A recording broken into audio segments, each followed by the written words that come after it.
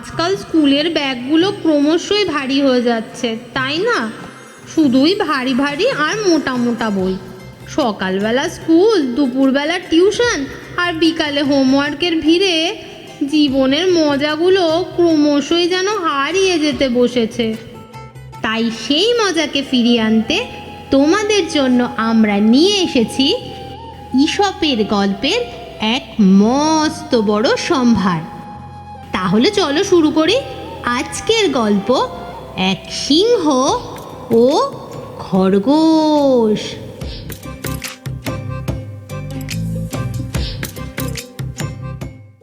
এক বিরাট জঙ্গল, সেখানে বাস করত এক সিংহ।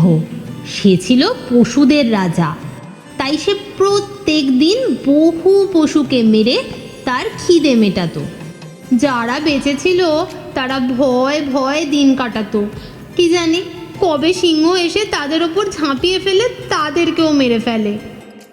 একদিন সব পশু জোট বেঁধে সিংহের কাছে গেল আর কাতরভাবে বলল, মহারাজ, আপনি আমাদের রাজা। আপনার দয়ায় তো আমরা বেঁচে আছি। তাই আপনার সেবা করা আমাদের একান্ত কর্তব্য। আমরা রোজ আপনার কাছে একটা করে পশু পাঠাবো, তাহলে আপনাকেও আর কষ্ট করে শিকারে বেরোতে হয় না। কথাটা শুনে সিংহ বেজায় খুশি হলো আর মনে মনে বলল, বাহ, এরা তো বেশ ভালো। আর তাদের কথা মেনেও নিল আর সাবধান করে দিল, কথা না রাখলে সকলকে কিন্তু আমার হাতেই মরতে হবে। এরপর থেকে প্রতিদিন তারা কথা মতো একটা করে পশু পাঠাতে লাগলো। একদিন অবশেষে এলো এক খরগোশের পালা। যেতে যেতে খরগোশ ভাবলো, কি বিপদেই না পড়েছি, কি করে যে বিপদ থেকে রক্ষা পায়। ভাবতে ভাবতে তার মাথায় একটা বুদ্ধি এলো। সে ঠিক করলো সিংহের কাছে সে অনেক দেরি করে পৌঁছাবে। আর সেই মতো অনেকটা দেরি করে সে সিংহের কাছে এসে উপস্থিত হলো। তাকে এত দেরি করে আসতে দেখে সিংহ তো রাগে গর্জন করতে লাগলো আর বলল, তুই এত দেরি করে এলি যে বড়, তোর তো সাহস কম নয়। খরগোশ ভয়ে কাঁপতে লাগলো, বলল, মহারাজ, আসবার সময় বিশাল চেহারার একটা সিংহ আমার পথ আটকে দাঁড়িয়েছিল। আমি খুব শিগগিরই তার কাছে ফিরে যাব, এই কথা দিয়ে তবে আপনার কাছে এলাম। এই কথা শুনে সিংহ রাগে ফুলতে লাগলো আর বলল, কোথায় সেই সিংহ?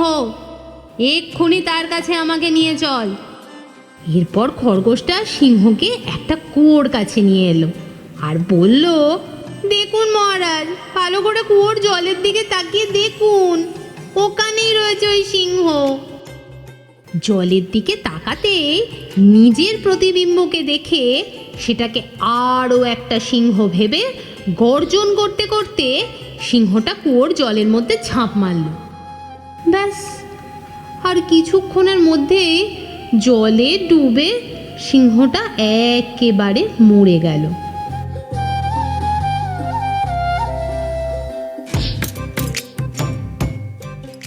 তাহলে বন্ধুরা, আজকের গল্প থেকে আমরা কি শিক্ষা পেলাম? উপস্থিত বুদ্ধি আমাদের মনোবলকে অনেক গুণে বাড়িয়ে দেয়।